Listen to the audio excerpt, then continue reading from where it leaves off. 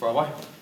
John, you were challenged in more ways than one from early on, but were able to overcome that and get the job done. How did you see that turning around? Yeah, they clearly come out with an intent in the physical space, and they talked about it during the week. They were very clear about the edge that they wanted to play with, so we knew that they'd be coming with that. But we probably weren't getting our numbers across to the contest as much in that first half, and they're very good at the scramble, just different things that we needed to get right, the contested footy and our pressure needed to ramp up a bit, and in the second half we did it really well, and we started winning some more 50-50 footy and putting the ball in our front half and then getting set up really well behind the ball. So I thought the second half was good. They certainly set the tone early when Peter Wright and Harry Cunningham had that collision. What did you make of it? Well, I look at it from obviously our point of view. It's going to be disappointing to lose Harry for a bit now, so I'm not sure how long, but disappointing that. How is Harry, and has he been through the concussion protocols? Well, I assume so. I mean, he got taken straight off, so he'll be out for a little bit. So really disappointed in that. I know you've spoken a little bit before about Symbian send-offs and that sort of thing, but an act like that or anything similar where you lose a player for the whole game from a high bump to the head, is that something that you think that there should be a conversation around again? Let's see how it plays out during the week.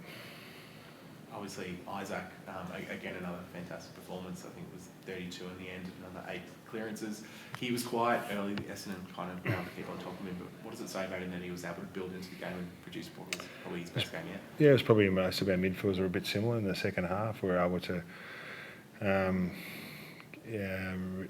come home really strongly in the second half, but I thought Isaac was pretty good most of the game. He was fierce in the contest. I don't know what contested footy he had, but he was really strong around the ball, and his run was outstanding. And so he was pretty consistent throughout the 4 quarters, and but then still probably got better in the second half as well.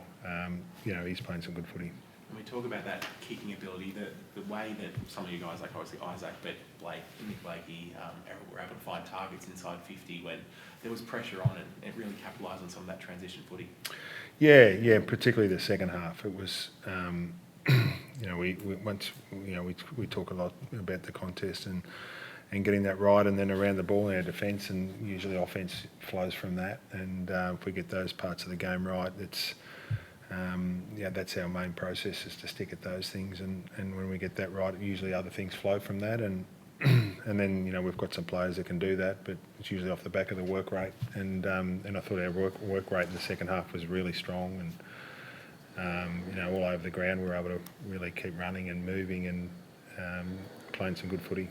Much like one of the boys, Brodie was another one who sort of built into the game. Pressure was on him early with the double team attack that Essendon were doing.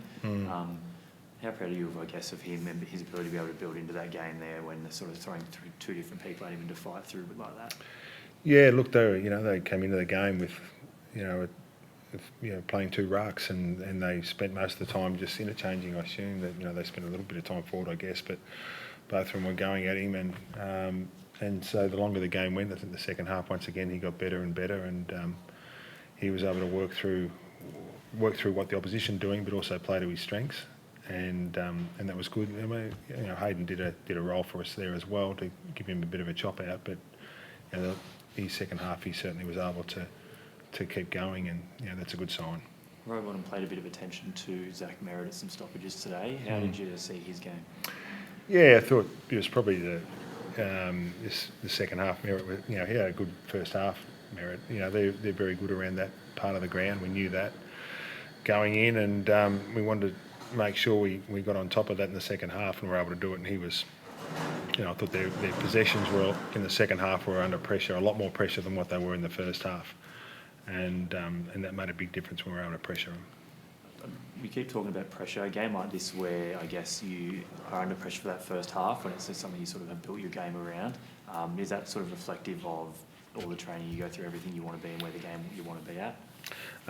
It's just about respecting what the game is, and one of our strengths over the last few years has been putting pressure on the opposition, and we went 1-9-2 or something in the second half and put enormous pressure around the ball, and that always helps. When that sort of that feeling of pressuring the opposition so they haven't got much time and space to work with helps everyone, helps our defenders, helps us then win the ball back to be able to go back, and it also helps us win the ball at the source. So if we're winning the ball at the source, that's a good sign. So I thought the second half we were able to do that. Kicked 130 points today. Bit of word about, scoring without Lance Franklin. 11 individual goal kickers today. Doesn't seem like you're having too much trouble. No, we did that well. I wanted to keep them under what did they kick, 15? That's just the coach in me.